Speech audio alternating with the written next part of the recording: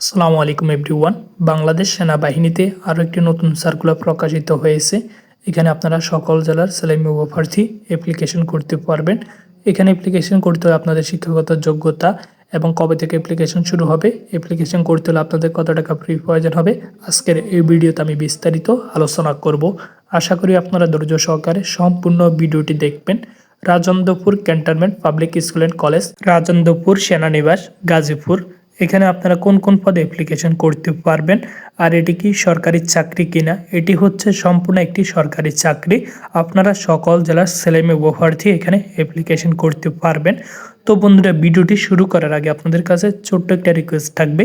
আমার এই ভিডিওর কমেন্ট বক্সে আমার ফেসবুক পেজের লিঙ্কটি দেওয়া আছে, আপনারা সেখান থেকে গিয়ে ফেসবুক পেজটি ফলো করে দিবেন। আর আপনারা যারা 2026 সালে বাংলাদেশ সেনাবাহিনীর সৈনিক পদের আপডেট চূড়ান্ত সাজেশন নিতে চান, তারা আমার সাথে কথা বলে পিডিএফ ফাইলটি নিতে পারবেন। আমাদের পিডিএফ ফাইলে বাংলা, গণিত, ইংলিশ এবং সাধারণ জ্ঞান আর আপনি ভাইভাতে কিভাবে প্রস্তুতি গ্রহণ করবেন সম্পূর্ণ কিছু উল্লেখ করা আছে। তো বন্ধুরা, 3 নম্বর যে পদটি আছে সেটি হচ্ছে সহকারী শিক্ষক। যে কোনো বিষয়ের জন্য একজন লোক নিয়োগ করা হবে। আপনাদের শিক্ষাগত যোগ্যতা কী কী প্রয়োজন হবে: স্বীকৃত বিশ্ববিদ্যালয় থেকে যে কোনো বিষয়ে স্নাতকোত্তর ডিগ্রি অথবা স্বীকৃত বিশ্ববিদ্যালয় থেকে যে কোনো বিষয়ে 4 বছর মেয়াদী স্নাতক অথবা সমানের ডিগ্রি থাকতে হবে।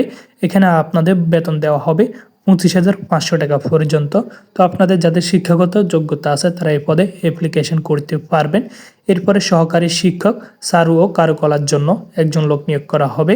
এখানে আপনাদের শিক্ষাগত যোগ্যতা কি কি প্রয়োজন হবে: স্বীকৃত বিশ্ববিদ্যালয় থেকে সংশ্লিষ্ট বিষয়ে স্নাতকোত্তর ডিগ্রি অথবা স্বীকৃত বিশ্ববিদ্যালয় থেকে যে কোনো বিষয়ে স্নাতক অথবা সমানে সহ স্বীকৃত কোনো প্রতিষ্ঠান থেকে চারু ও কারুকলা থেকে বিষয় প্রশিক্ষণ বা ডিপ্লোমা সার্টিফিকেট থাকতে হবে, তাহলে আপনারা এখানে অ্যাপ্লিকেশন করতে পারবেন। এখানে আপনাদের বেতন স্কেল হবে 25,000 থেকে 25,500 টাকা পর্যন্ত আপনাদের বেতন স্কেল হবে। এরপর 1 নম্বর যে পদটি আছে সেটি হচ্ছে সহকারী শিক্ষক।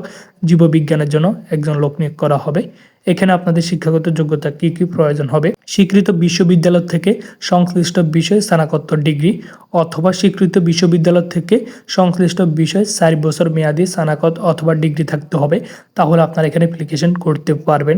এখানে আপনাদের বেতন স্কেল হবে 25,500 টাকা পর্যন্ত। তো বন্ধুরা, আপনাদের যাদের শিক্ষাগত যোগ্যতা আছে তারা কিন্তু এইসব পদে অ্যাপ্লিকেশন করতে পারবেন। তো বন্ধুরা, এরপরে আপনাদের আরও কী কী সুযোগ সুবিধা দেওয়া হবে এখন আমি সেই বিষয়টি বিস্তারিত আলোচনা করব।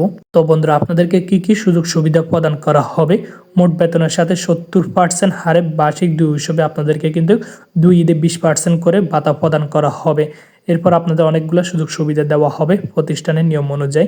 এরপর আগ্রহী প্রার্থীরা আপনারা কিভাবে অ্যাপ্লিকেশন করবেন: আগ্রহী প্রার্থীগণ লিখিত দরখাস্তের নাম, পিতা ও মাতার নাম, স্থানীয় ঠিকানা, বর্তমান ঠিকানা, মোবাইল নম্বর সহ নাগরিকত্ব সনদ, জাতীয় পরিচয়পত্র, সকল শিক্ষাগত যোগ্যতার বিষয় সহ অন্যান্য উপযুক্ত যদি থাকে উল্লেখ করে পূর্ব সকল সনদের ফটোকপি ও সদ্য তোলা পাসপোর্ট সাইজের 2 কপি রঙিন ছবি রাজেন্দ্রপুর ক্যান্টনমেন্ট পাবলিক স্কুল ও কলেজ এর অনুকূলে আপনারা 300 টাকা অপরাধযোগ্য পে অর্ডার ব্যাংক ড্রাফট আবেদনপত্রের সাথে সংযুক্ত করে আগামী 30শে ডিসেম্বর 2025 তারিখের মধ্যে প্রতিষ্ঠানের ঠিকানায় কুরিয়ার অথবা ডাকযোগের মাধ্যমে অথবা আপনারা সরাসরি তাহলে আপনারা ইমেলের মাধ্যমে প্রেরণ করতে পারবেন। আপনারা কিন্তু লিখিত দরখাস্ত দিতে হবে। আর আপনারা ব্যাংক ড্রাফট কীভাবে করবেন, এখানে কোনো ব্যাংকের নাম উল্লেখ করে নাই, আপনারা যে কোনো ব্যাংকের মাধ্যমে ব্যাংক ড্রাফট করতে পারবেন। তো বন্ধুরা, আশা করি বুঝতে পারছেন। লিখিত মৌখিক পরীক্ষার তারিখ 2 জানুয়ারি 2026 সাল শুক্রবার সকাল 9 ঘটিকা আপনাদের মৌখিক পরীক্ষা অনুষ্ঠিত হবে।